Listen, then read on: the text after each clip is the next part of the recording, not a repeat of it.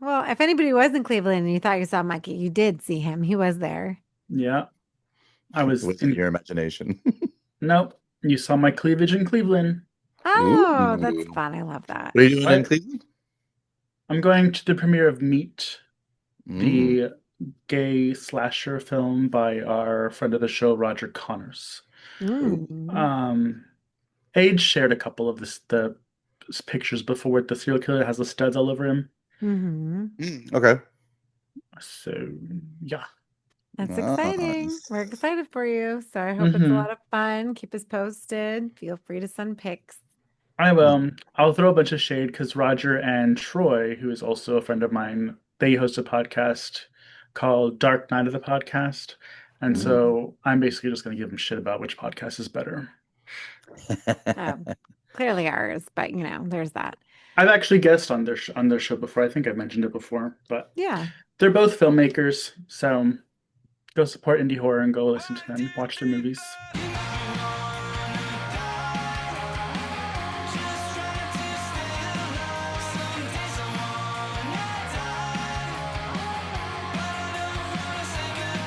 Oh yeah. Exciting. I know. Well, speaking of indie horror or any kind of horror, I guess, is there anything new that we've seen recently or what's going on as of late with any of you? Um, I haven't really seen anything new. Excuse me. Oh my goodness. Let me restart. I haven't really seen anything new, but I have been watching this YouTube channel. The guy's called Cobwebs.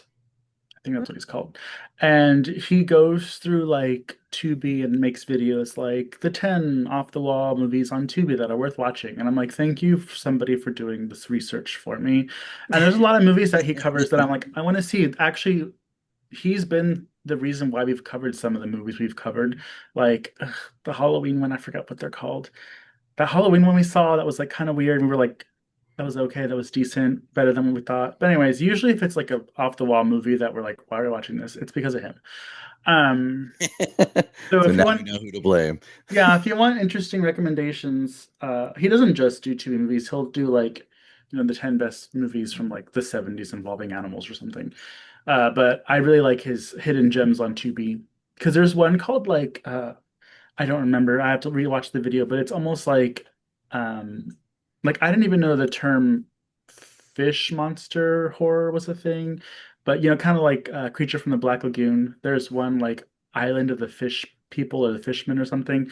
And it looks really cool. It looks like Creature from the Black Lagoon got remade in the 70s, but there's like multiples and it's more schlocky. And it looks fun. It looks like a bunch of really fun effects. Mm. Um, he covered the 80s one about the roaches that I really want to see. I think it's called They Nest. I don't know. But I always want to see the movies that he covers. I was thinking of Joe's apartment. Not Joseph Hartman. That's not a horror movie. That was an MTV film. I mean, kidding you guys, it has cockroaches and it's horrifying. What? Oh, Run with Cockroaches. I'm Mexican. Whoa. What? Cucaracha? I don't know what's happening. And in lieu of all of the things happening right now, we shouldn't even be saying this. Yeah, Lance. Lance. What are you talking about? Lance, you should just be happy you don't speak a lick of Spanish and you look white, or they'd be taking your happy Oh ass my in the goodness. van Hey, too. I gotta worry Mm, about my brother and my nieces out there. your Because brown brother. he is. I know. I've seen him. He looks more like my brother than yours.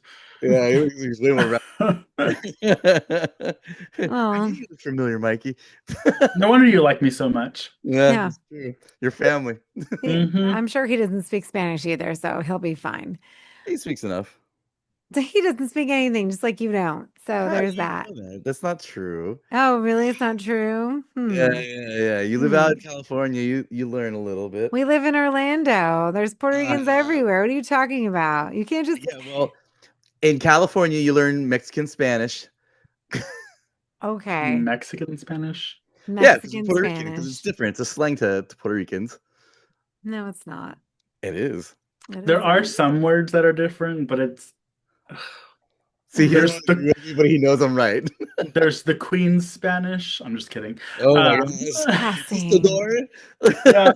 The Spaniard conquistador Spanish? Oh my God. And now he's talking with a Mexican accent. Well, So what here a we are great way today. to discuss about when we're dealing with the movie that involves race. So great Oh job, my Lance. god. Okay, so to But preface everything, oh, are Lance, we anything skipping? you saw? Yeah. What did you see that was new while you can stop being inappropriate? That'd be Oh my great. gosh. Anyways, I hadn't seen it, but I'm actually looking Anyways, forward to seeing it, which would be the Predator Killer of Killers. Ugh, That show looks pretty kind of fun. I'm excited for that a little bit. Seeing how we are in creatures this month. So true, but it is a cartoon, everybody. So don't get super excited that, oh, there's a is new it? Predator. It's a fucking yeah, cartoon. It's on Hulu. it's kind of a more animation. And the thing is, I'm like, okay, it's a cartoon because like Dan was like, oh, there's a new Predator out. I'm like, there's no new fucking Predator. I'm like, don't tell me what's what.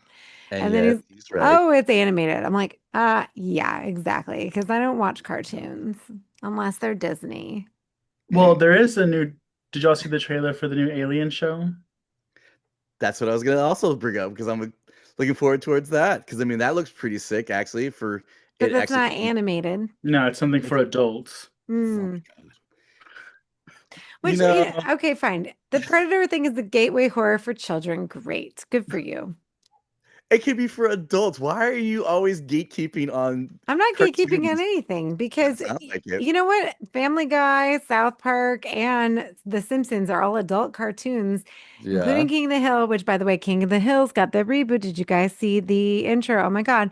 All of these are adult shows. Okay. And So yet, you're saying this Predator can't be adult? when did we all watch these shows, Yeah, Mikey? Lance. Beavis and When, Butthead. when we were children, Lance was Yeah. in college. It's Oh, that's fine. true. Yeah. So Anyways, I'm looking children will be forward to it. watching The Predator. Children plus Lance. Well, speaking of King of the Hill, you heard about that actor that got shot that played the Yes, Yeah, John Redcorn. Texas in your town, right? bitch in my neighborhood. I didn't know he lived here. Yeah, he Oh lived yeah, in yeah. San Antonio. I saw that. I know No, John like Redcorn died. he lived very close to me. Such bullshit. The whole thing is sad. And actually, I was watching. So there's a girl that I follow. Oh my God, she's so funny. What the hell is her name? I always send her your video. She will go through like Twilight Zone episodes. She'll go through King of the Hill episodes. What is her name? Now it's gonna drive me nuts. Um, she's from Detroit, moved to like Vegas, black girl, so funny, love her to death.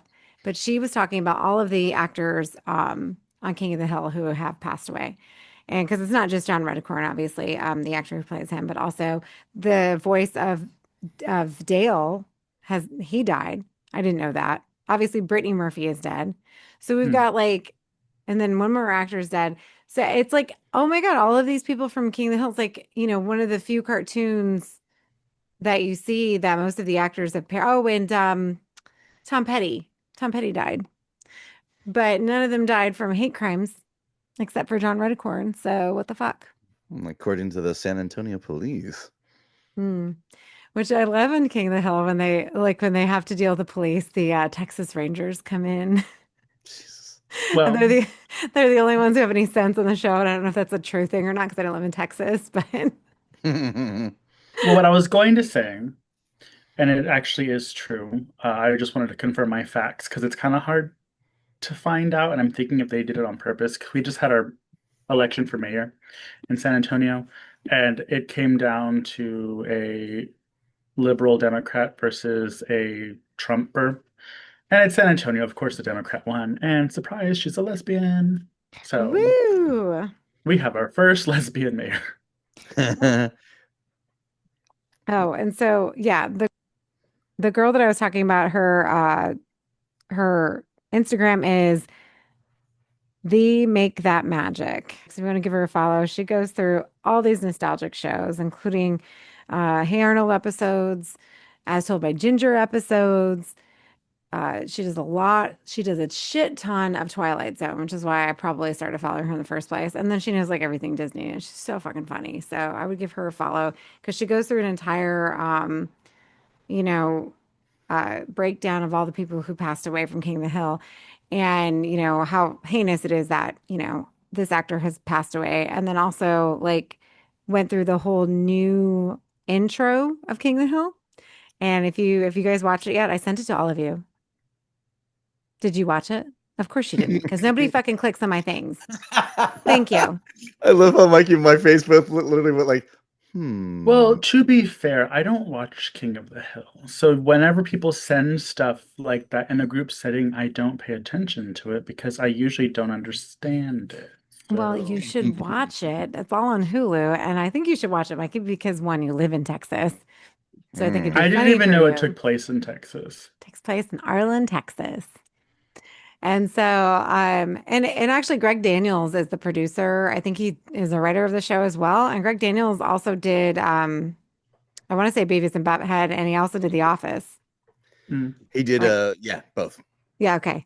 So if you love The Office and you actually sat there, I mean, personally, I don't care for Beavis and Butthead, but Hank Hill was a character on Beavis and Butthead, and he was like a spinoff into his own show from that show. So if you do enjoy Beavis and Butthead, then you probably will like King of the Hill.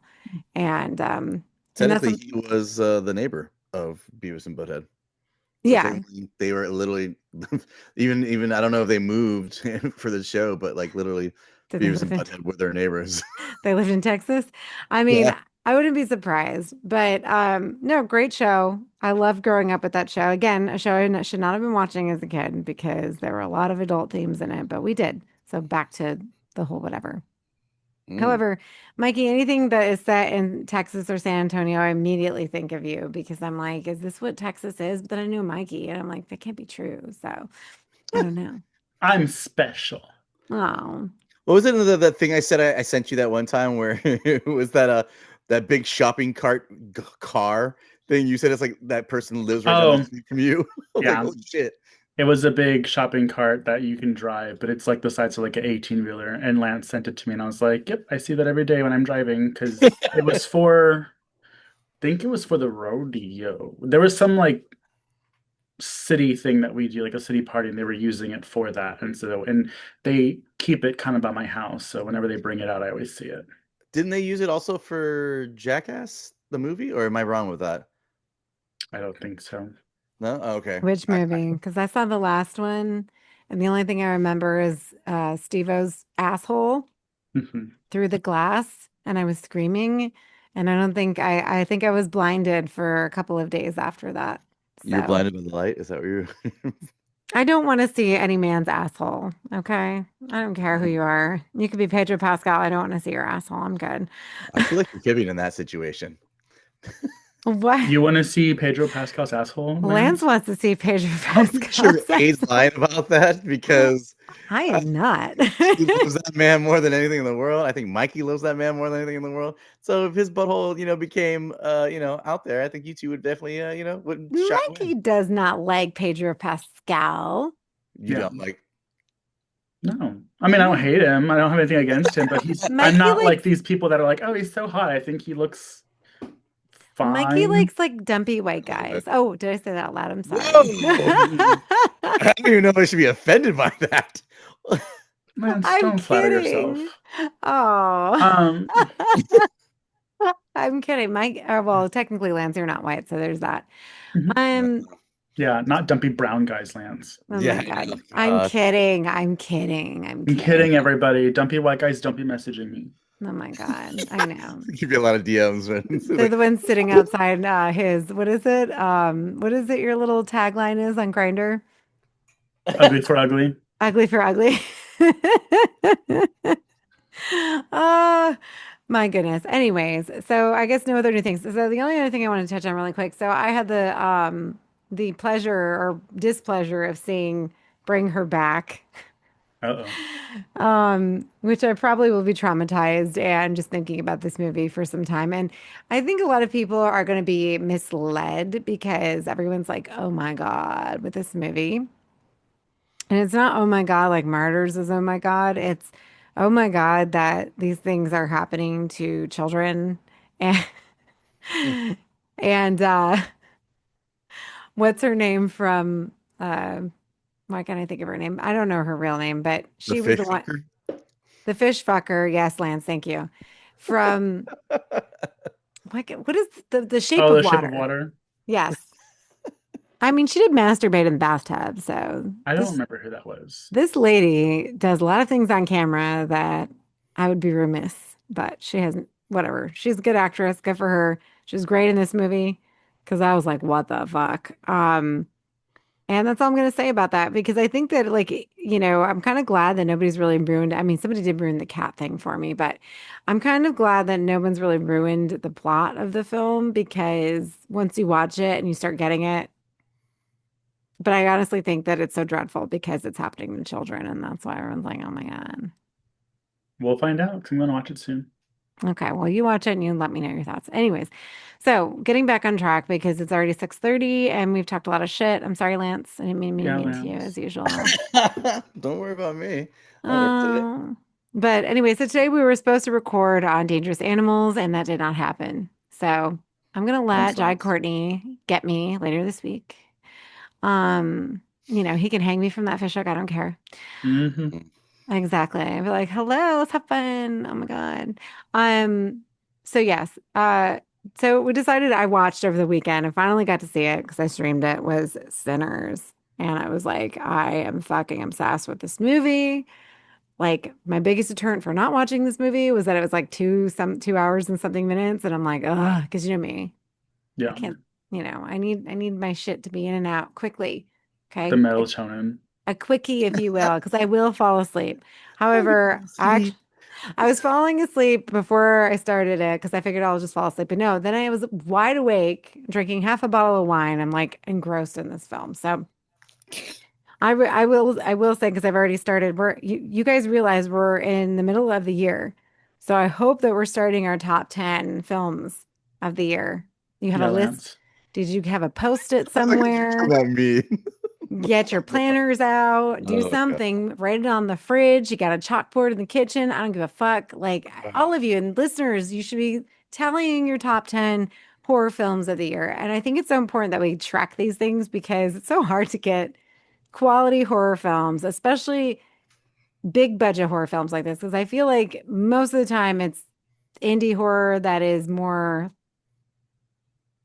that hits the mark with people and not Yeah. something as bigger, like a bigger budget as this. But I want to say, because everybody was, up in arms, excited about Abigail. Abigail was great, big budget horror film. Megan as well. And those two did deliver. Maybe not Megan so much as Abigail did for me, but whatever. But now we have Sinners. What the fuck? What the fuck is all I have Yeah, to say. Lance. I know. What the fuck, Lance? I know. Well, Lance saw it without me. He went and saw it and didn't invite me. Ugh, But, so I typical watched it. Lance. Oh my god, Typical. here it goes. This thing. So with Sinners, I was blown away. And you guys know that I'm a teacher, and I remember when the film did come out, like half of my kids had seen it that weekend. So they were all fucking talking about it on Monday. And I kept yelling at them. I'm like, if you ruin Sinners for me, you will not pass. No, I'm just kidding. I obviously will still pass them. Uh, But I'm like, just stop talking about it. Stop talking about it. Because I didn't want to know anything about it going into it. Because, when something is so hyped up as it is, automatically you're thinking, great, I'm going to watch it. I'm going to hate it. Because there's so Yeah. many things. And one of the movies, and Mikey, you're going to kill me when I say this, one of the films for me that I felt that was hyped up back in the day, I couldn't wait to see it when I saw it. I was like, was It Follows. I don't know why. I think a lot of it had to do with the fact that everybody just couldn't shut the fuck up about it and everybody was going crazy about it. And then I finally watch it and I'm like, oh, this is fine. She This was is triggered. fine. Maybe. She's like, that would never happen to me. I have sex with way too many people. Oh, I I don't even know where know. the demon's at right now. The whole world would be infected. The demon's Whatever. halfway through Russia. Like, who knows? sucks to suck, fellas. I Hmm. mean, seriously. So whatever. And I do like It Follows. I do enjoy it. I've watched it several times since then, and I've liked it more that I've seen it. But I mean, that's the top of my head is the only thing I can think of. So I was worried in watching this, it would just, suck. But honestly, I loved every fucking minute of it. It was amazing. Like and the cultural, the cultural history of it, knowing what's going on in the 1930s and here in America. We're coming off of Prohibition. We're dealing with obviously still racism, and we're dealing with sexism. We're dealing with, obviously the civil rights movement hasn't happened yet, so we're dealing with a lot of segregation, and also too our antagonist of the film, Remick, who by the way was very hot. I would have totally went outside with him. Hmm. Um, Both of yeah. them, Oh my God, yeah. him and the husband. Exactly. I'd be outside. Bye. Love you. Yeah, Bye. Oh, the husband, the Asian husband. Oh, he was so him cute. too. He Yeah, was hot. Oh my God. I'd be like, yeah, just bye. loads all over the place. You mean to tell me I'm not going to die and I'm not going to be persecuted anymore? Like I'm going to have a club of people who love me? Yay. Because the thing is, Remick was totally like preying on their insecurities of being the other. But he was also the other. So he was also an Irish immigrant. And obviously we know when the Irish came to America, if you've never seen Gangs of New York, go ahead and watch that. I'm sure there's other movies, but Gangs of New York pretty much hits the nail on the head, of how the Irish were treated when they came here after the potato famine. And, they're still white, but they still hate them. Like, what the fuck is wrong with you? Oh, because, when people coming to America, oh my God. You mean people were still bitching about this fucking shit like hundreds of years ago? Like, get the fuck over it. Like, the whole point of America is that people come here. And not only that, but we're not even supposed to be here because we're dealing with the Choctaw Indians, which I have a really fun story. Not a fun story, but a really cool fact that I researched about this, was that the Choctaw Indians and the Irish immigrants were like, very close, and they're on each other's sides because I guess this film also took place like several years after the Trail of Tears and everything like that. So when the Irish finally settled after the Trail of Tears, like a lot of the native tribes were very close with the Irish immigrants because they empathized with how they were being treated, which I thought was like, who the fuck does that, right? And then I found out also that, recently during the pandemic, that Ireland actually donated like a couple $1 million to Native Americans, specifically the Choctaw, because of how they helped them when they came to America. Hmm. People supporting people, which actually this movie does a really good job highlighting because it's not just Black people. You have an Asian couple, Chinese Hmm. to be specific, which what was it?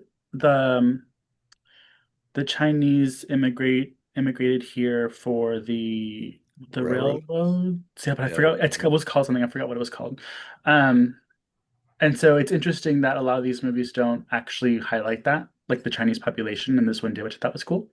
Hmm. And we also have a woman who is a descendant of her grandfather, I believe, was Black, but she's white, pretty much, just like appearance wise, she's white. So she's also involved. And I thought there was someone else to me besides the Chinese husband, but there's also someone else that wasn't Black that they also intertwined in the story. And like, I really like that because, it emphasizes, and especially with the Choctaw story that you just mentioned, it's like minorities are minorities, whether they're coming from the Black people, the Mexicans, the gay people, the trans people, the Irish people, whenever they're done with one, they're going to go to the other. So, and by the way, I know we're not into it yet, but Miss Grace, our Chinese woman, she was standout for me. I was like, you get it, bitch. Oh, yeah. Uh, I loved her. But we'll get into that later. I mean, yeah, and we can talk about our favorite characters because really there's not a character in this film, even the antagonist, whom I don't like except for the obvious the KKK people, Oh like yeah, the obviously. blatant racists. Yeah, obviously them, but like everybody else in the film was so fleshed out. And again, this is a long movie, everybody. So if you're not, you need to be able to have 2 hours to spend and, maybe a half an hour, 45 minutes to an hour to just kind of permeate on afterwards, because I feel like there's just so much to unpack with this movie. But let's call it for what it is at the beginning. We know that this is one of the most successful horror film franchises. I think it's number 6 right now for the highest grossing horror film ever. And I Oh just wow. looked at a list. It's number 6, and I think number 1 was, God, who wrote the list? I think maybe it was Bloody Disgusting. Let me double check. But yeah, it's number 6 of all of the horror films of all time, the highest grossing. This is number 6. And this came out in 2025. And I'm not like I don't want to say that it's a horror, like I don't want to say that some of the things probably helped it. Obviously Michael B. Jordan being in the film. This is a Ryan Coogler film who also did, I think, was it Black Panther? So, And Creed, being created. So this all man has starring Michael B. Jordan. Michael B. Jordan is his man. Yeah. And Ryan Coogler's pretty hot too, by the way. So there's that. But also that it is what is it? I'm sorry, excuse me. Also that there is a protagonist who is Black, right? And it's really few and far between to see that in horror films if you're not a Jordan Peele film. So you're like, oh, whatever, da. So we deal with all of these different themes and of the film, but I just think that I don't think that some of these things hurt it or helped it, but I think that obviously it's a lot more people are going to see it. So I think that fact that it's a big production. Haley Steinfeld behind me, she's like a huge actress. She's like one of Taylor Swift's best friends. So she's like in the limelight. She's in what are the singing movies, Mikey? She was in Pitch Perfect 3, which is why I didn't like her. But she was good in this one. I thought she was so annoying and stupid in Pitch Perfect 3. And that's the thing, because I saw her as a kid. The first thing I saw her in was that movie with Jeff Lebowski. That's too straight for me. What is Jeff Lebowski? What's his Whatever name? movie that was extremely heterosexual, and I have not seen that film. Oh my God. Okay, hold on. The Big Lebowski. She was a singer first, wasn't she? She does sing too, but I don't think she was a singer first. So she was a kid in, I think it was Bone Tomahawk. Yeah, Bone Tomahawk with Jeff Bridges. Who did you say before that? I saw Jeff Lebowski. His real name is Jeff Bridges. 2 characters up. Oh, okay. I thought you were talking about Jeff Leary. No. He's literally just like, it's Jeff Lebowski. It's like Jeff Bridges and Haley Steinfeld. Okay, it's a Western film. About that comedian with the really scrunched up face that does like country comedy. That's why I was like, nope, no. I would not have watched that. Foxworthy? No, maybe. Oh, no, not Jeff Foxworthy, the funny one. He is funny. Remember, he always drinks his scotch and he's got a cigar in his hand. He's funny. I like that one. I don't know. I forget which one he is though. No, I'm talking. No, it wasn't Bone Tomahawk. I'm talking about True Grit. So if you've seen True Grit, it's a reboot of the old one, obviously. And Haley Steinfeld's just a kid in that movie, and that was the first time I ever saw her. And I thought, and she her character was so fucking good in that movie. So if you've never seen, and it's very, the Clint Eastwood movie. No, yeah, that was the original. A reboot of the Clint Eastwood, yes, but Clint Eastwood's not in this one. It's Jeff Bridges. So keep up, please. Okay, first of all, it's a reboot of the Duke. First of all, it's a remake, not a reboot. It's a remake of Duke. No, not the Duke. The Duke is John Wayne. Yeah, I know. John Wayne did the first Grit movie. Okay, but you said Clint Eastwood. And Clint Eastwood is in that one with Haley as her first acting role. Clint Eastwood's in this one? Hold on. Are you talking about the one where his neighbors are Chinese? No, that's a good one too. What's that one? El Camino. Okay, no, I like that one. Lance, yeah, I guess Lance is straight after all. Lance, I do not see Clint Eastwood's name in True Grit. The reboot. It's Jeff Bridges only. I guess it is. Yeah. I keep saying it's Jeff Bridges. Okay. The original one did have the Duke in it. So okay, so the original women one was... erasure. Anyway. So she was great in that, but everything I've seen her since until this film, I've been like, meh. And like, because you know me, I'm all for women or whatever, you know that. But like, I shut up. I don't follow, like, I hate Taylor Swift. I can't stand her music.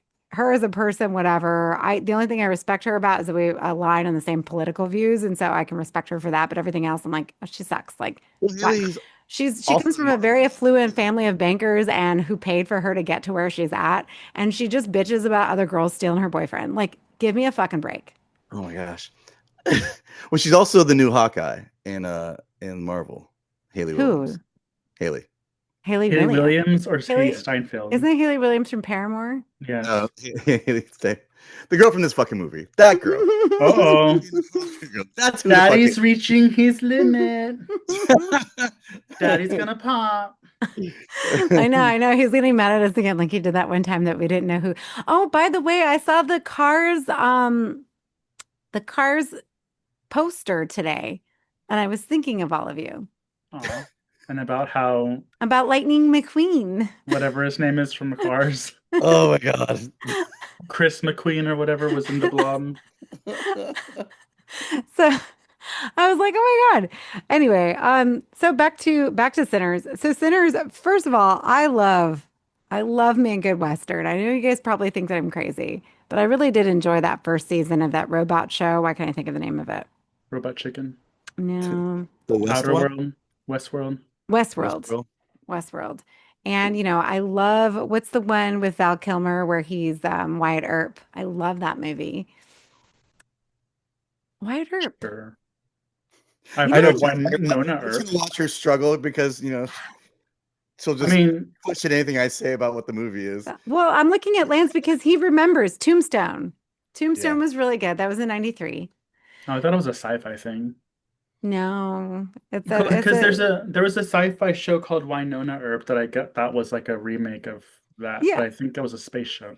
She's like the daughter of Wyatt Earp or some bullshit. Yeah. Oh But that yeah, was a yeah, good yeah. one. That why I so and I love, oh my God, I love Young Guns. I could just sit around and sing that Bon Jovi song all day. So, me, I love a good Western. So that already Mhm. had that going for itself. It already had a great cast. It already had like so many good storylines. Like it's so many amazing characters and they were so fully fleshed out. Like I loved Annie, the character, Annie's character. Oh Yeah. my God. She was like my favorite, doing her little voodoo and her roots and her bullshit and her little shack. I'm like, good for you, girl. Good for Did you you, ever girl. watch did you ever watch Lovecraft Country? Lovecraft Country? Lovecraft Country. Let's look It it was up. a show that went for one season. It was very similar to this, like same era, involved I thought it was County. music. Isn't it County? I think No, you're it was right. No, Lovecraft Country. well, she Oh, plays Ruby in it, and I was like, this is almost like this. But with Lovecraft Country or County, it was basically socially the same thing that they were dealing with, but also I think there was monsters in the woods. I didn't watch the whole season, and the guy in there was so hot, but apparently he's problematic. But she played Ruby, and she was beautiful, and she was a singer. And oh, so in this Jonathan one, Majors. Yeah, he's definitely problematic. There's like a and bunch of things. definitely hot. I know, because the girls love him. Because I let the kids watch Creed one year, and they're like all about Jonathan Majors, and then the girls started talking about all this stuff, and I'm like, "Ooh, tell I me, mean, tell me." technically, he did get Was he Me oh, Too'd? He wasn't Me Too'd. He was, No, I no, think it was domestic it stuff. was a mistake. yeah. He got fired from Marvel and everything. Like that's why he was Kane the Conqueror, and then he got fired because of this domestic violence But scenario. I think it Which was I an think, allegation. It wasn't confirmed. I don't know. I'm not here to yeah, sully yeah, anybody's name. I no, haven't heard anything about it. yeah, no, he got in trouble for it. Well, because like it's kind of in the nerdy little area where in my world where it's the on the Marvel situation because he basically got fired. He was able to do. I guess they still put out the Loki 2 series, and he was on that playing King Conqueror, like I guess a version of him.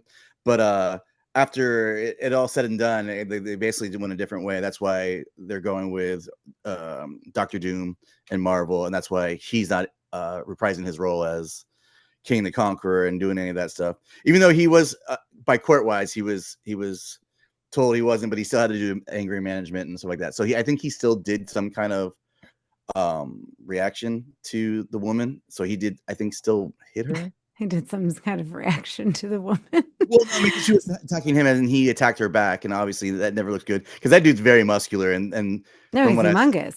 yeah, so Yeah. like I mean, you should never hit a woman regardless of what they're doing some point. I mean, you should protect yourself, but at the same time, I mean, It was in December 2023, a jury found Majors guilty of misdemeanor assault and harassment. He was sentenced to a year-long domestic violence intervention program and probation. Yeah. And then he did lose the Kang the Conqueror Well, if role. Chris Brown can bounce back, so can he. So there's that. Did he bounce back? I still hate Chris Brown, but Well, Chris Jonathan Brown Majors. was in that Drake video and he's still doing shit. Well, I don't know if Drake's the best person to yeah, be I was working gonna with say these days. Listen, is he I the think they're best? all a bunch of assholes, so I don't give a fuck. And I'm not defending Jonathan Majors either, but I don't know anything he's in and I haven't watched anything he's in really except for Creed. And then the Yeah. girls told me that. I'm like, oh my God. Oh my God. So, He's a really good actor. It just sucks that his personal life, you know what I mean? He can't seem to. well, it also sucks that he's like totally, overshadowing One Mi Masako, who we were talking. She plays Ruby from what Mikey says on Lovecraft Country, she also plays Annie in Sinners, and Mhm. she's Nigerian British actress. And it's interesting because I'm looking at her name here in Lovecraft Country, and she basically is playing a Haitian character because Baptiste is more or less Haitian, Haitian Creole last name. And she sort of I think she's playing a Haitian character in this film. I mean, I know that she's in Louisiana, like she's from Yeah. Louisiana or something, from the Bayou. Most of them are Haitian. Well, and the So voodoo is tied to Haiti as well, I Haiti. believe. Yeah. So it's interesting that she's pretty much, I think she's being typecast as a Haitian character, which I don't know if that's okay with her or not. I mean, I don't know, but she is not Haitian. She is Nigerian. So I think it's Did important to Coogler note have that. anything to do with the country one at all? Do we know? What was that? Did Coogler have anything to do with the country one? I I wonder don't Love that's think so. I didn't see L- it on his resume. okay. I was Lovecraft gonna say maybe that's Country. how he knew Major. Um, Jordan Peele was a co-creator, Ah, but the program creator was Misha Green for Lovecraft Country. And I've seen this on a bunch of shit, so I need to watch it. It's got Journey Smollett in there. I love her. She's so great. yeah, it's a cool show. Um, It also has yeah. that one actor from The Wire who passed away. The guy that played his dad in that. I forget his name. Damn it. Um, He's really good. He was a really good Michael actor. Kenneth Williams. Was the dad? Like I know he passed away. Like Yeah, he he I guess died in 2021. come to from his I think his addiction, if I'm not mistaken. I don't know. It doesn't say why he died. No. But if you did like Sinners, I would recommend people watch the first. Well, there's only one season, but the Lovecraft County. Yeah, it was really good. Country. It was whatever. It was really good. It's just not vampires, it was monsters, which just to preface before going, I mean, I found out, but when I first saw the trailer for Sinners, I was like, oh, this looks really good. But I didn't think it was vampires until like someone was like, oh, it's vampires. I was like, oh. I thought they were like demons or something. I mean, they did a pretty good job of kind of disguising what the creatures are, right? Because I Um, didn't know either just by looking at the trailer. And then when someone's like, oh, it's vampires, and I'm like, interesting. I kind of wish they Interesting. were more ghoulish, but also Annie's character called them Haints at first before she knew they were vampires because she was putting the pieces together and she's like, oh, I know. Um, oh, what was it? I think they're like HAINTS or something. She called them something for Oh yeah, twice. it almost seemed like she knew what was up, like Yeah. regardless, like she was knew about that world. Also, since you both had seen it, how did you guys feel about the scene where basically the native uh group of men that were like at the beginning never came back in the thing? Did you feel like that was kind of a weird, never came back to that storyline, or that they had just like it was in and then it was gone? No, I think because when I was reading the trivia, and Aid probably read this too, and I can't remember the whole thing because this trivia was very long. This was a long book of trivia that this movie had. Um, Hmm. it was not only because of the relationship between the Irish and the Choctaw is the reason why they had it, but the Choctaw, is that what they're called? Hmm. They kind of were like the vampire hunters, and then they left because, and there was a reason The why. sun was going down. That's why they looked at it. Yeah, They're like, fuck this. Bye. And I yeah, don't you can blame only do them. so much. And you know what? If I would have seen that clan's little hood in there, I'd be like, okay, I believe you. Bye. Bye. Good luck. You get what you um, deserve, motherfuckers. Is that yeah, basically what you're saying? It's like yeah, but women deserve to be saved. it was an interesting touch, and I did like it. Um, but I can't remember. It was an interesting piece of trivia. Is the reason why the Choctaw were involved. And there was another. I mean, obviously, we have the central cast, which is mainly different. What do you say? Ethnic backgrounds. Different ethnicities of Black culture, if that makes sense. Because there's Hmm. Haitian, they don't tell you where all of them are from, but there is, sometimes people think Black means like Africa, but it's just whole other countries that Black people come from. So, Yeah. um, And like if you're from Jamaica or Haiti or you're Afro Latina, like most of them do not consider themselves African American oh yeah, because because they're not from Africa. yeah, exactly. Or like if you're from Turks or Like Barbados or whatever. Barbados, yeah, like Rihanna and Nicki Minaj. Exactly. Like they don't consider themselves because they're not from Africa. Yeah. They are natives. And a lot of Puerto Ricans too, the Taino are black as well. So I mean, it's not Like it's Yeah. not a left field to not associate yourself, which is also interesting because I know that we deal with a lot of racism here. But a lot of my, when I was teaching at Evans, a lot of my kids were all from Haiti because I was teaching ESOL classes, and most of them are of Haitian Creole descent, and they're all from Haiti, like, Yeah. whatever.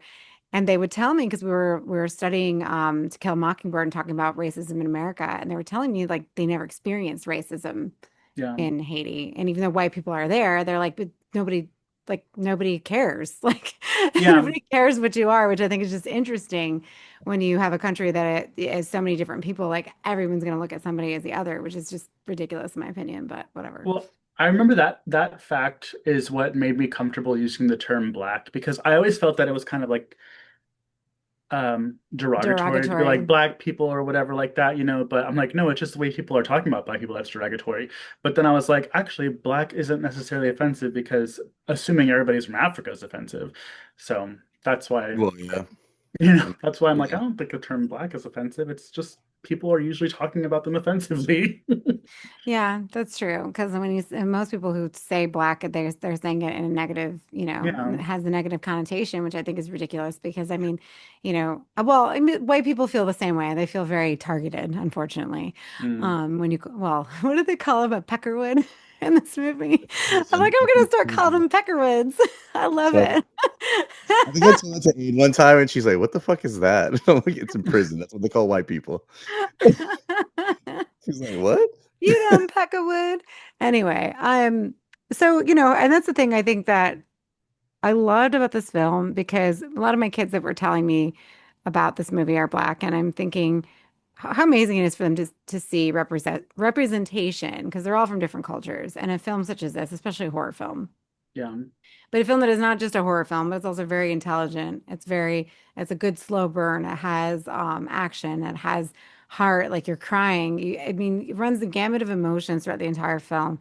And you really feel for these characters, like you care about these characters, like you don't want, like you're like everybody's side, and you're just like you get everybody's side, you get everybody's point of view. The only point of view that you don't want to be on, obviously, are the KKK people, and you're so happy what happens to them by the end because they fucking get their comeuppance, and everything is just so like, I don't know. It just kind of encapsulates what we wish would have happened, like how we wish people could have come together because when we're dealing with the Juke and everybody in there and the white people are coming to the door, they don't let them in. Why? Because he, Smoke even says it. He goes, all it takes is for one of our people to look at that woman the wrong way, and then we're going to have a huge problem. We're going to have a bigger problem in our hands than we Yeah. would have.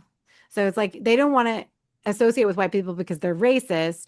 More so, they don't want to associate with white people. And, we even get the story at the beginning where he's talking about when they pick up, what's his name? When they pick up Slim, and he's talking about his friend being lynched on the train and his dick cut off and everything simply because he was black.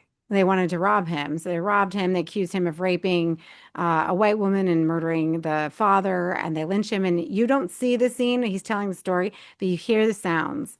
And I think that's just so fucking powerful in a film like this because you kind of you relive the moment with him in just a brief moment, and then he's like, "No, I'm gonna start singing. We're gonna get on, and we're gonna go."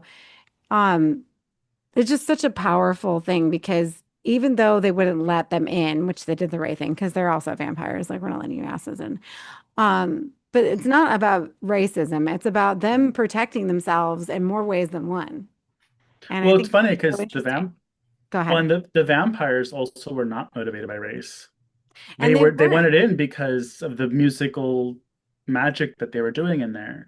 And it kind of reminds me of, how I never saw it, but I know that it took place in that Knock at the Cabin when they're like, FYI, we're not doing this because you're gay. We're doing this because that's just what we do. And it was very much that. And the one thing, and especially we'll talk about it more when we talk about the end, but the whole time I'm like, the vampires aren't even the bad people. Like, yeah, you're right, the KKK were the worst people the whole movie. But what the vampire, or actually what the single vampire wanted, was not bad. Because when you're a vampire, they showed little hints that you don't lose yourself. It's not like a zombie where you're completely out, like you still have yourself. Um, you're just, I guess, a little more. rabid. I don't know. And I also wonder if it was social commentary that the reason what started the downfall was the white woman trying to save the black people. Oh yeah. Yeah, going out there to get the gold or whatever. If you would have just minded your business, woman. Because all they had to do was wait for the morning. Yeah, There's no reason for her to go out there. And then also too, even though she leaves and we see him, and that's so scary, that part. And she's walking when he away flies away. and he flies behind her and you're like, ah, we know, like you don't see what happens to her. You figure out later what happens because you see the bite mark on her shoulder. But also too, that's also a way for her to be like, okay, well now I can get what I want. And we know what she wanted. That did. She wanted, Trying oh, to get her home. and by the way, the language when she's like, "Oh, you licked my coat and then you fucked me or whatever." I'm like, "Oh my goodness." Like, what are There was they a lot of like, discussion of there was a what is lot it of called? there was a Cunnilingus in this film. cunnilingus, yes. And I'm just like, "Oh my God. What I do we do?" know. And like everybody's sweating and everybody's like got a sheen on them and I'm sweating like Well, what's even when they happening? were when what was Sammy's girlfriend's name? Not Celeste. It was like Perline. Perlene. Even when he was like, "I won't taste you," and she's like, "I had to walk here. I'm a little all sweaty." She's He's like, "I like, need to wash up first." And he's like, "Yeah," and "No." he's like, "I like a little bit of salt with my oysters," and I was like, "Oh yeah." I know, because I'm like, you're gonna go down her. Y'all have been sweating all night. Everybody's dancing. You know Everybody's going men don't crazy. care, bitch. As long as Oh there ain't my shit or piss God. on there. See, look at Lance. I I was know, like, Lance, tell I was us. like, yeah. Everybody likes their margarita with a little bit of salt on the rim, if you know what I mean. It's all about the rim. Ew, Oh Lance. my I said God. cunnilingus, Lance. Jeez. Same rim. No, it's not. Anyway, Anyway, Oh man, that got Lance me always good. has to take us past the point of No upsetting, return. obscenity. But yes. So yeah, everybody's getting eaten out in the movie. Um, or you're, um, or getting other things taken care of, which is fine. I'm not gonna judge you. It was yeah. just very graphic. Like and then I'm thinking, oh my God, the kids see this movie and they're watching this. Oh, I'm sorry, my dog just knocked over my I was gonna say my mood light. What the fuck is it? The ring Ring light. light. Oh, Um, the mood well, light. I'll let you go. No, no, go ahead. I was gonna say, I guess we need to talk about the big scene, um, which I wasn't sure how I was feeling about it at first because I was like, is this cheesy? Do I like this? So there is, even though it's kind of like downplayed, there is that theme of there's the magical power that some people have that pierce the veil between the realms ultimately with their music because their music is so good. And as they're in this, it's called the Juke. It's like a Yes. blues club basically. Mhm. Music is great in the film, by the way, everybody. If you like blues, hit that shit up. But Fantastic. whenever The yeah, whole whenever soundtrack. they're doing their musical numbers, we get spirits from the past and the future because this takes place in, I'm guessing, the 40s, 1932. And so, 1932. We got yeah. the 90s up in this bitch. Oh, they had everything. They had the 80s, 90s. They had music from today.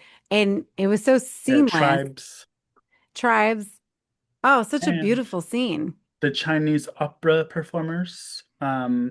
So in the trivia that I'm sure Aid read as well, they wanted to include because we have the Chinese couple, and they asked them, they were like, "Hey, what should we incorporate for Chinese culture?" So the man who plays the husband, I believe his name is Bao. That's all he's credited as, Bao, and he mentioned some Chinese opera singer, and so you can see with because there's like tribal African dancers, there's 90s hip hop, there's all types of different eras of music.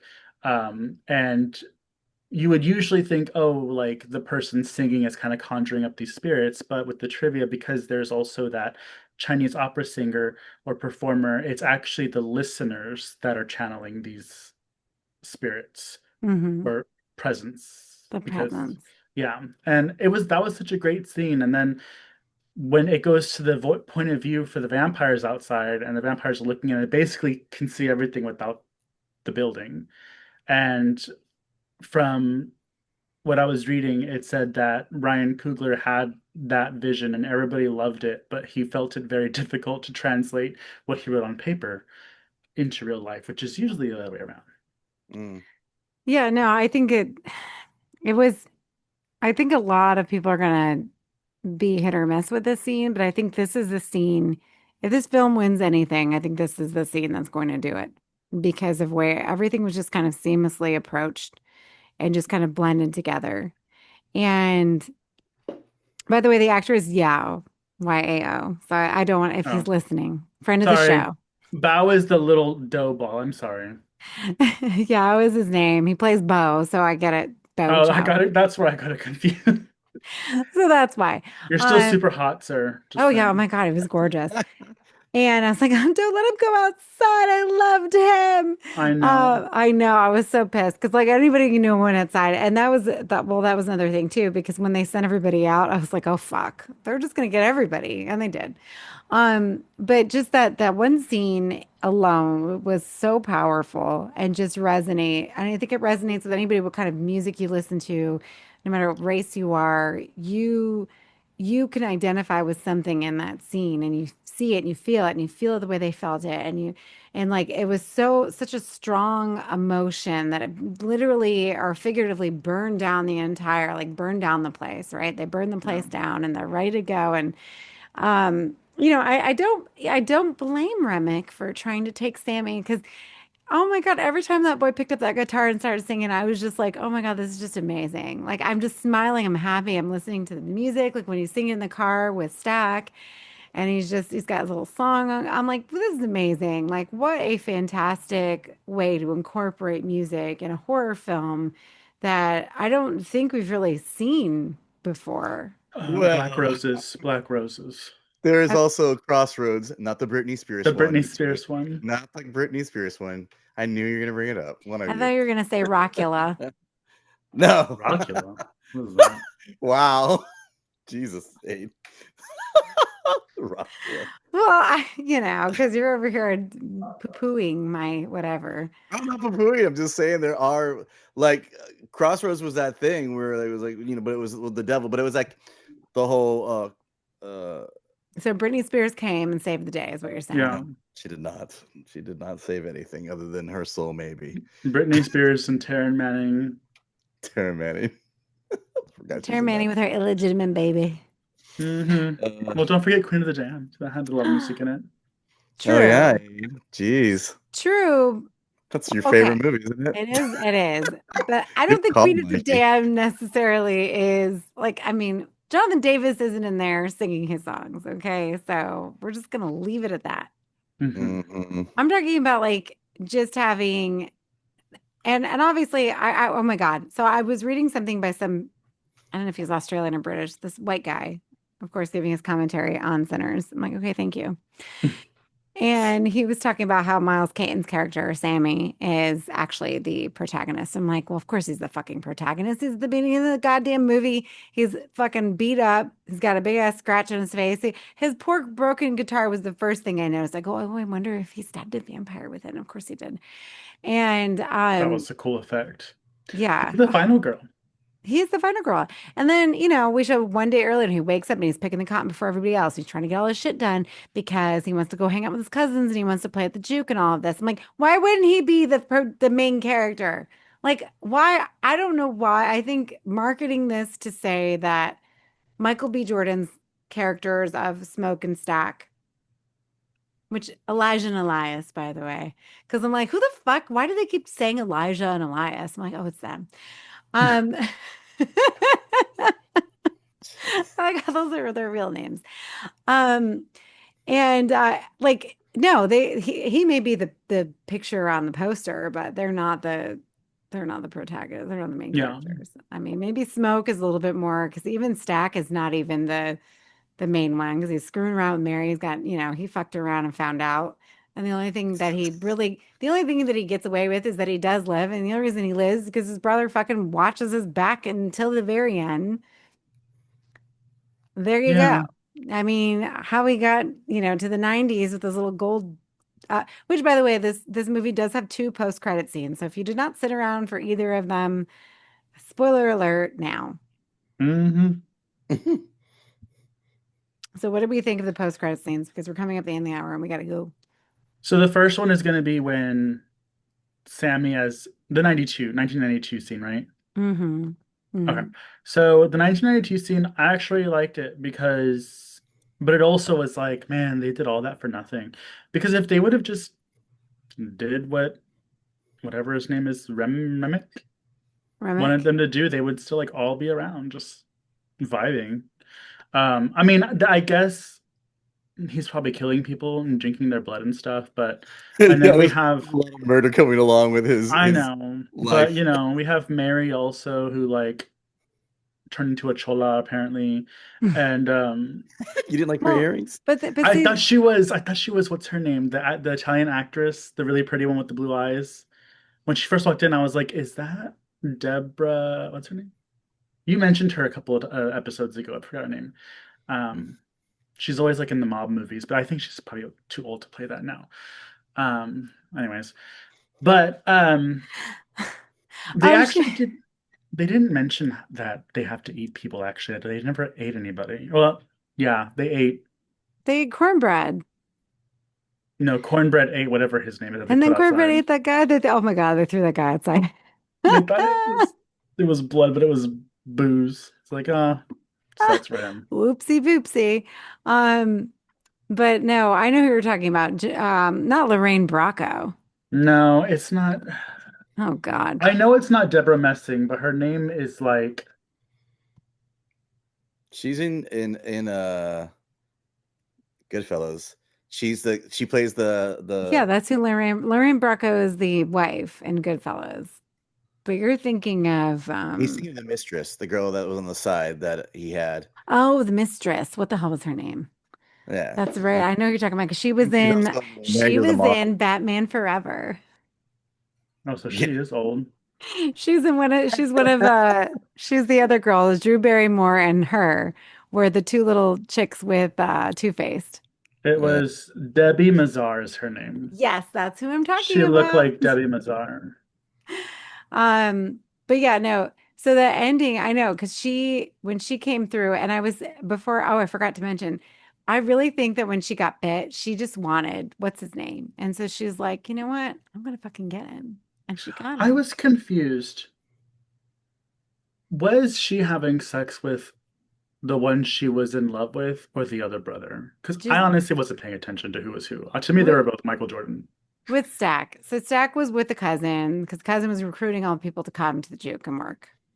And she's at the train station because she just buried her mother. So she sees him there and he's like, oh, there's a white girl looking at you. And he's like, oh, fuck, because he knew who it was. Yeah. And it was like a whole thing. She makes a big scene at the train station talking about you licked my cooter and you fucked me really good, but then you left me. And apparently she's married because he found her husband and she lives in, I think, Georgia or Arkansas. She lives out of the state. Yeah. Ooh, you think that's has to do with her real life? Who Oh, knows? shut But up. So Lance tried to tell me that there is chisme with her, Yeah. Michael B. Jordan, and I guess her ugly little husband is on a football team. Wow. Okay. First of all, Josh Allen's not ugly. Well, I looked him yeah. up today, Don't talk and about don't talk about Lance's boyfriend like that. I didn't particularly find him attractive. There's other football players who are more attractive than he Oh is. God.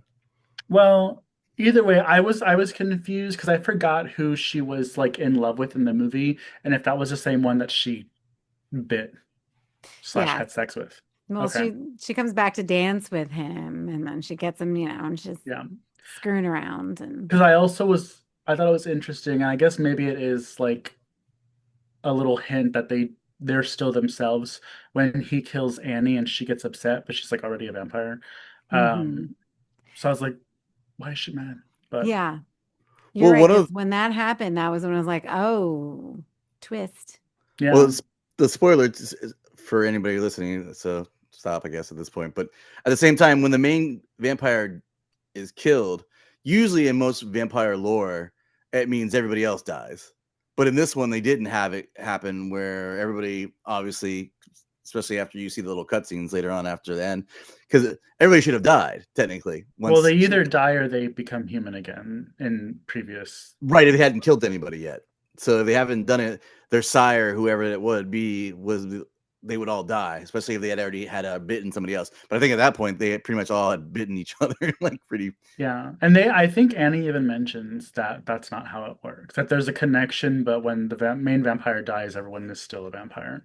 Because Mhm. that's how that one guy knew how to play music. It was because of the other one. So it's almost like he Yeah. wanted to bite Sammy on the idea that he could start playing like Sammy does. Well, he said that he wanted Sammy because he wanted to open the portal for his whatever His lost ones to come music. in. Yeah. Yeah. Well, his music would bring back his. He was looking for someone on the other side, but another interesting fact is, this is a very heavily musically influenced story. So the Nazi couple that he turns first, the woman is actually a singer in real life, and then the guy, I believe, is in a Canadian punk band. So they're actually performers. Uh, Really? yeah, they are musicians in real life. So I thought that was Did he cool. say a punk band? Out of They curiosity. do, but I didn't remember it. It wasn't anything that, I mean, you might know who they are, but it's in the Yeah, trivia. that's kind of funny. I would I look that believe up. it's called Alkaline Trio. I'm just kidding. But Tough. no, I would have definitely known if it was Matt or Dan. just kidding. But No. no, it was a band that I've never heard of. Ah. Yeah, they're because I was thinking about that too, because they both looked familiar. They both look like people who are not really traditional actors, but probably musicians, and I The assumed they husband would was be. hot. That's all I knew. Yeah, I mean, everybody was like, I mean, it was a good movie. And my thing is, like, if you have not seen Sinners or you want to see it, and we spoiled the whole thing for you, sorry. Yeah. But honestly, this is worth a rewatch. It was so fucking good, everything from start to finish. There was not a moment that I was bored or looking at my phone or thinking of something else. And it's really hard, especially with like mainstream horror films. And the fact that it is at the top, everybody, I think we should definitely, celebrate that, especially for horror with that, represents, not just a normal standard, but also, disenfranchised or marginalized people in the film as well. The budget was 90 million. It grossed, 357.2 million. I mean, it's still in theaters for Christ's sake, and you can stream it now. So the Yeah. fact that like fucking Sinners killed it Yeah. as it It did should really have. well. So So I do have a question. Were you yes. guys annoyed or like ready to go when Miss Grace from China was like, come on in, motherfucker? With an S at the end. Because at first I was like, oh no, she shouldn't have. But then like everybody, because no one even like gave her shit about it. Everybody just like stopped what they're doing, and everybody just went to go grab a weapon. Like, oh, I guess we're doing this. And I'm like, that's the kind of shit I like to see. I don't need any of this. Just get ready, bitches. Let's nip it in the bud. And she died, killing I her know. husband on fire. I know. On I fire. wish she would Grace. have lived because she was a bad bitch, but And I get why she did it, because I mean, really, she was more worried they would go after her daughter. So she's willing to kill herself and go down fighting yeah. these motherfuckers. I think that the funny part though about that is yeah, everybody understood that they make a threatening scenario towards the daughter, but at the same time, it's like kind of like, okay, do we keep them here so she can't ever go there? But at some point, it's gonna get dark, and the daughter's not gonna know where they are, and then they're still gonna be able to walk over there and get her. So no matter what she did, you know what I mean? It's kind of a pointless endeavor, to even try to do something like that. Some of the stuff in this movie is kind of just irked me a little bit, but yeah, it was good. Well, she killed her Sure. husband because her husband had the memories of where the daughter is. Yeah. Yeah. Take No, care I of that and everybody else is groovy. And mm. also, it was really interesting to see that if you hurt Remick, you hurt everybody. Hmm. Well, it's So a they very hive type of environment for the vampire stuff. like a hive mind, yes. Yeah. Yeah. So, Oh, but no, it was good. And there is something charming about these Southern movies. I think we take for granted that we know the feeling of listening to good music, having some moonshine, being swampy and gross in the summer heat, the southern heat. And I'm like, something Montana would never realize. I think that's also what makes these movies more alluring. Like whenever they're all glistening and sweaty, like dancing and stuff, we know what that's like. mm. Yeah. Our No, hombres back in Canada probably aren't going to know what that's like. no, and that's the thing too, is I think that's what, being in the South and dealing with the humidity and just, of the elements and just being a part of it, it makes these movies so endearing. And I think they're just so like powerful. Like when you deal with movies that are set in these, that's why I think why True Blood was so successful too, the first couple of years until it went off the rails, was because we're dealing with an area that, most people are not super familiar with or don't realize how people can live in that environment, right? And, we're doing just fine. They were doing just fine. They probably would have went broke if they kept the juke going because, Yeah. everybody was trying to pay with their coupons. Um, With Nichols. Da. But I think that the biggest thing about the film was when Remick reveals that when he went to go to those people's house, they had their little. And I was like, is that a pillowcase or is that a clan hood? The clan was going to come and get them the next day, Hmm. and so they knew.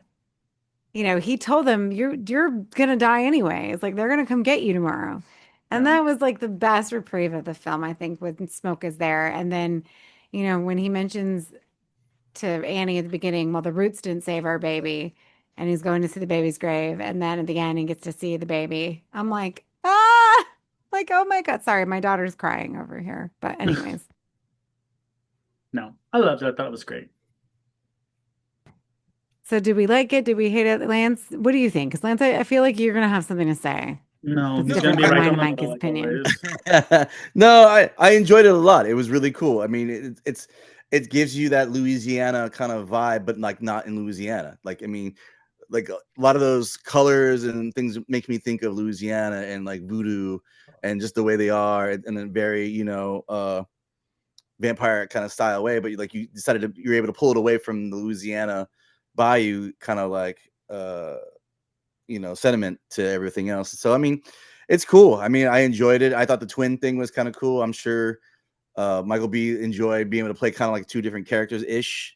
I mean, not they were like too far off from each other, honestly. I thought that degree of camera work was probably the best I've seen in a long time when one character or one person plays two different characters, probably since like the Social movie with Arm Hammer, The where he Social played. Network. Yeah, so like, I mean, I Thought you thought were that going was to saying, the Parent Trap. no, I would I not say know the who killed me. yeah. Oh, Um, I know who killed me. Oh, the we should Parent do Trap that. Part Two. Um, I would be pissed off if I was Michael B. Jordan. I was like, I better be getting paid more than everybody else if I'm playing two people because not only am I playing twins, but now I got to play a bad guy and a good guy in the same damn movie. That's a lot of mental gymnastics you have to go through. Yeah, I mean, and then you got to think too is him and Kugler, like they kind of almost consider themselves. I think, or they've mentioned it in interviews I've seen before, where they kind of feel like they're like this generation's version of De Niro and uh Pacino. Chris Scorsese.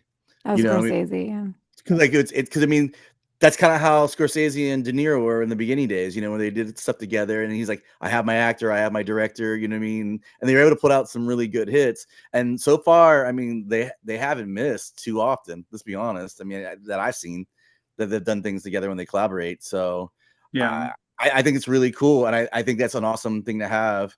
And this movie is great in the sense that, I mean, I'm never going to shit on a movie that does really well, especially in horror, because then it allows other horror movies and other directors that might not have gotten a shot before and say, hey, horror's in, you're up, buddy, or like, or whomever you are, and hopefully maybe they get more of a gay, a female, like anybody, other directors that wouldn't get normal chances in horror movies. It'd be really awesome to see that get some spotlight. So I approve this movie. I think it's great. I mean, I did have little things, like I said before, about the natives. I didn't like. I wish that would have paid off somewhere down the line, or they would have come back, or something, and that would have been cool. But maybe they're plotting to have a sequel. So I mean, you could either go either way with what happens in the in between from the 90s to the part where they see Sam again, from the end part, or you see a prequel to maybe the natives dealing with the main vampire guy from this in a different limelight. Like maybe you see how he was sired, to be a vampire, and how that all comes to be. So I'm excited. Hopefully they're able to pull off too. Obviously it did well, so I mean, why not? Yeah. I mean, it did do well. I don't necessarily know if it needs a sequel, but I can see a lot of sequels or spinoffs coming from it. Especially, I mean, the fact that I get why the natives didn't come back because they were like, well, fuck this. The sun's going down. Everybody's on their own. And mind you, this whole movie takes place in the span of a day. Yeah. Yeah. So it is what it is. But anyways, no, great film. I loved it. I hope all of you listening have seen it before you heard this episode because I'm sorry we spoiled every goddamn thing for you. Don't forget the two post-credit scenes if you haven't seen them. They are available for you on YouTube, so you could probably watch them there and enjoy. I think they're really worth it. I mean, at least the first one. The second one was cute to see. I really think this is one that ruminates with you and you think about it because by the time you're finished with the film, like you feel like all these people are your family, and you feel like that you have been engrossed and endeared to their lives, and it's really hard to have that, which is why I love 70s horror because I feel like 70s horror for me, obviously, and I always say this, it takes its time so that you can get to know everybody, and so you actually care about everybody, and that's what this film does. And so, if you don't appreciate that and you like a quick burn, I get it. I'm sure Dangerous Animals is the one for you. I love Dan I'm gonna love I just know I'm gonna love Dangerous Animals. I just know because I'm sure it's gonna be the one for me too. But I'm a Gemini. I like everything. Anyways, I'm Sorry for whoever's in the movie theater with her. Sorry. God She's help getting me. screaming like left and right. Well, we're coming up to the end of the episode. I guess there's no final thoughts. Mikey, you didn't say anything, so I'm not trying to be rude. You good? No, I thought it was great. I loved Okay. it. It was a multi-layered horror movie, which is my favorite. A movie that a movie where the creators took their time and did more than just kill people on screen. Exactly.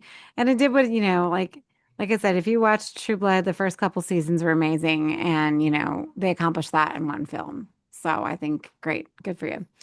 Anyways, that's the wrap on this week's episode. Want to see our faces? We'll be rambling and figure out what Lance's word of the week is. Check out our video cast over at youtube.com/slashers podcast. Plus, don't miss our bi-monthly deep dives into all things horror nerdy at the Comic Chop. Only on YouTube, a hot collab with Slashers podcast and much ado about nerding. Somebody needs to call Joe because y'all are leaving him in the We're dust. talking to him already. Okay, good. Thank you. Thank you. I have to be like the secretary for everybody. What the fuck? Exclusive content or just can't get enough of us. Join us on Patreon for monthly exclusive reviews, bonus episodes, and some killer new perks. Head on over to patreon.com/slasherspod and become part of the band. If you want to rock some slasher swag, our merch is available on Redbubble. Wear your support loud and proud at slasherspod.redbubble.com or contact Mikey or Lance if you guys want a t-shirt with the Gabo's print with the hand. I don't know why I did this, but whatever. And then Mikey's print Mikey's print behind him with the Slashers podcast. You'll have to check out our YouTube if you want to know what I'm talking about. We're hanging out on Instagram, Slashers Pod for everything podcast related, and at Mutant Goons from Beyond for all things weird and wonderful. If you want to yell at us directly, you can find us on social media. Myself at Pathologically ADE, Mikey at Horror and a Half Shell, and Lance at Zombie vs Hate. I know, Lance, we see you there. And if you can't figure out the Devil Box Nose Instagram, then find us on Facebook. Come chill at the Mutant Goons from Beyond group for all the chaos. There's a lot of people in that group there on the Facebook. I would like for more of them to listen. Great. Shout out to our B Movie TV fam.